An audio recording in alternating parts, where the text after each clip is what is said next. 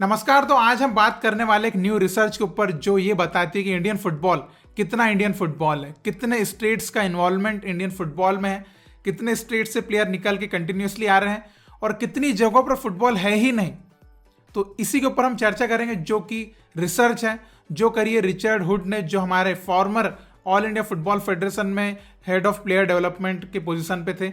तो एक ऐसे शख्स ने इस चीज के ऊपर रिसर्च करी है जो इंडियन फुटबॉल को बिल्कुल बारीकी से समझता है। तो रिचर्ड हुड की स्टडी के अनुसार इंडियन फुटबॉल जो 90% है, केवल 9 स्टेट्स का इन्वॉल्वमेंट है उसमें। 9 state is equal to 90% of Indian football. तो ये कितने पहले तो शर्म की बात है। और हम पूरे फुटबॉल के ऊपर काम कर रहे हैं, नहीं कर रहे हैं। हम केवल एक छोटे से पार्ट में जो है फुटबॉल को लेकर काम कर रहे हैं और वहां पे भी ढंग से नहीं कर रहे हैं। तो आप सोचिए, अगर प्रॉपर वे में इंडियन फुटबॉल पे काम हो तो सोच सकते कि क्या टैलेंट का हमारे पास मतलब एक सैलाब है, जिसमें से टैलेंट्स कितने सारे निकलेंगे। अभी और मैं आगे बताता हूं आपको कि कहां से कितने प्लेयर्स है और कैसी चीजें भी इंडियन फुटबॉल में चल रही है। तो रिचर्ड हुड की स्टडी के अनुसार 65% जो फुटबॉलर्स हैं वो केवल 5 स्टेट से आते हैं, जिनमें मणिपुर, मिजोरम, वेस्ट बंगाल, पंजाब और गोवा है। और लास्ट 22 ईयर्स की अगर आप बात करें कि टॉप डिवीजन फुटबॉल कितने प्लेयर्स ने खेला है, तो 1112 प्लेयर्स ने टॉप डिवीजन फुटबॉल खेला है। और रिचर्ड हुड की स्टडी के अनुसार 90% जो फुटबॉलर्स है हमारे इंडिया में वो 9 स्टेट और 1 सिटी से आते हैं। तो पहले 5 नाम तो मैंने आपको बता दिए और बाकी के जो 4 स्टेट है वो केरला, तमिलनाडु, मेघालय और सिक्किम है। और जो 1 सिटी है वो है मुंबई। तो 90% ऑफ फुटबॉलर्स जो हमारे जो नेशनल टीम से खेले हैं या टॉप 2 डिवीजन में खेले हैं, ये निकल के केवल 9 स्टेट से और 1 सिटी से आ रहे हैं। तो ओवरऑल में अगर आप आंकड़ा देखेंगे तो 90% फुटबॉल जो है वो इंडिया की केवल 20% पॉपुलेशन से निकल के आ रहा है। तो 80% जो पॉपुलेशन है उसमें फुटबॉल को लेकर उतने सही तरीके से काम ही नहीं हो रहा है। तो अगर आप सोचिए, 80 भी नहीं बोल रहा मैं, तो 60% पे अगर अच्छे तरीके से काम हो, प्रॉपर तरीके से, सिस्टमेटिक वे में, तो सोचिए क्या इंडियन फुटबॉल ऊपर नहीं जा सकता? बिल्कुल जा सकता है। लेकिन ये सोचना हमारा काम नहीं है, ये सोचना फेडरेशन का काम है कि बाकी के लोगों तक कैसे पहुंचा जाएगा। और इसमें सबसे एक दुख की बात ये सोचिए कि जो हिंदी स्पीकिंग जो स्टेट्स है जहां हिंदी चलती है, आप पूरे ले सकते हैं, सेंट्रल इंडिया का पूरा एरिया ले सकते हैं, वहां पर से ना कोई फुटबॉलर्स निकल के आ रहे हैं। यूपी से निकल के आए फुटबॉलर्स कुछ, तो मतलब कितने कम फुटबॉलर्स, मतलब फुटबॉल का जो यहाँ पे होना चाहिए एटमॉस्फेयर, एनवायरमेंट, बिल्कुल ही नहीं है। तो अगर आप खुद सोचिए, अगर ऑल इंडिया फुटबॉल फेडरेशन को ये पता है कि यहाँ पे बहुत कुछ मिल सकता है, ये एक माइन के जैसा है, या हीरे आपको मिल सकते हैं, तो वहां क्यों नहीं काम कर रहे हैं आप लोग? क्यों नहीं काम कर रहे? क्यों अभी भी आप पुरानी खदानों में ही आप जो हीरा तलाशने की कोशिश कर रहे हो? पुरानी खदानों से आपको हीरे नहीं मिल रहे हैं, आपको नई खदानों को जो है वो फाइंड करना पड़ेगा।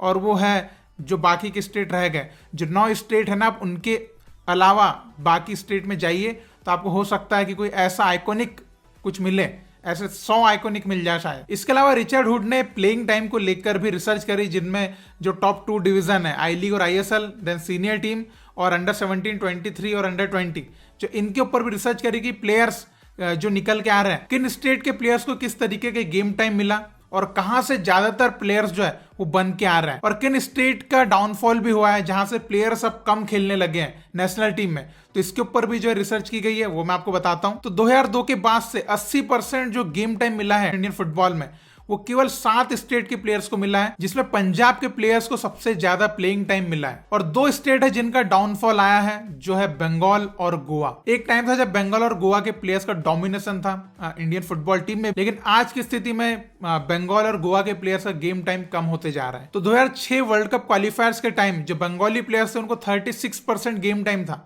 और वहीं पर 2026 वर्ल्ड कप क्वालिफायर्स की बात करें तो वो केवल 5% हो चुका है। मतलब केवल 5% गेम टाइम मिल रहा है बंगाल के प्लेयर्स को, और गोवा का तो उससे भी बुरा हाल हो चुका है। 2004 के टाइम पे गोवा के जो प्लेयर्स है, 30% गेम टाइम गोवा के प्लेयर्स का था, और आज की डेट में अगर आप देखेंगे तो 0.4% हो चुका है। तो सोचिए गोवा का फुटबॉल का क्या डाउनफॉल है। मतलब अगर आप टॉप डिवीजन फुटबॉल के हिसाब से देखते हैं या इंडियन फुटबॉल के हिसाब से देखते हैं, आज वहां के जो प्लेयर्स है उनको गेम टाइम भी सही से नहीं मिल पा रहा है, और वो उतना जो होते थे ना पहले डोमिनेशन था, वो बहुत कम हो चुका है।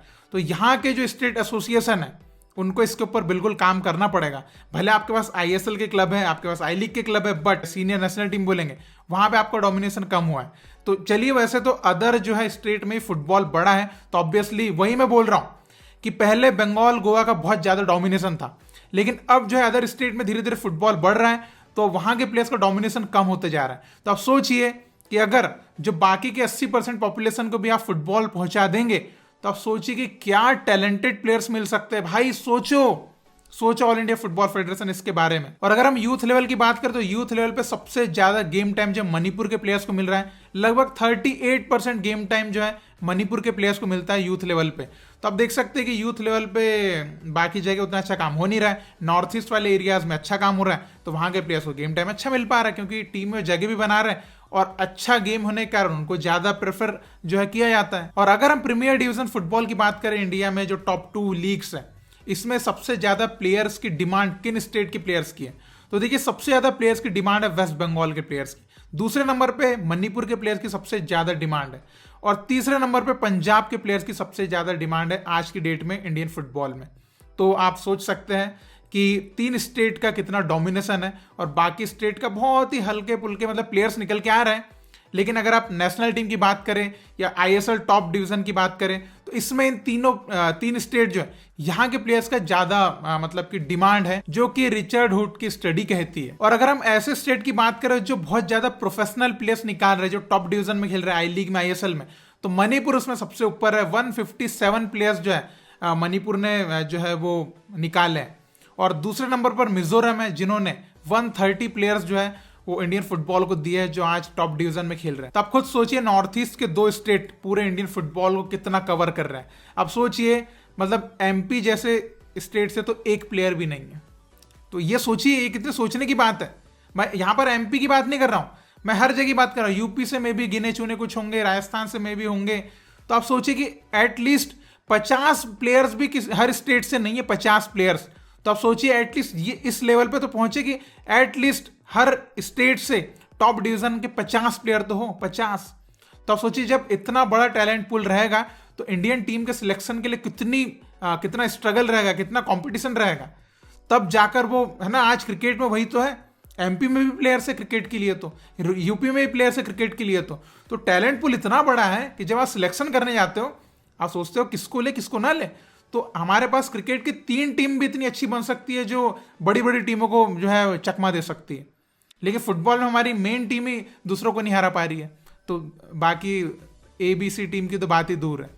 तो ये है, तो इसके ऊपर काम करना पड़ेगा, और ये ऑल इंडिया फुटबॉल फेडरेशन को सोचना चाहिए कि इन एरियाज में कैसे काम करें, क्योंकि केवल 20% जो है पॉपुलेशन के ऊपर फुटबॉल का काम हो रहा है सही तरीके से। उसमें भी सही तरीके से नहीं हो रहा है, वो हो रहा है बस, वो 20% पे। तो मतलब ऐसा समझ लीजिए कि उसमें भी बहुत कम है। तो सोचिए 80% पे काम हो गया तो पता नहीं क्या होगा। क्रिकेट का आंकड़ा ऐसे ही कुछ है, इसलिए क्रिकेट वहां है।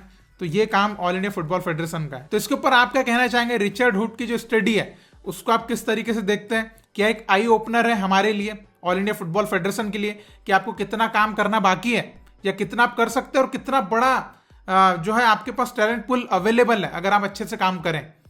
तो जो भी ये देखते हैं, बाकी आपके क्या थॉट्स है इसके ऊपर आप जरूर कमेंट में लिख के बताएगा। और इसी तरह आप इंडियन फुटबॉल को सपोर्ट करते रहिए। बहुत बहुत शुक्रिया वीडियो देखने के लिए। जय हिंद, जय भारत।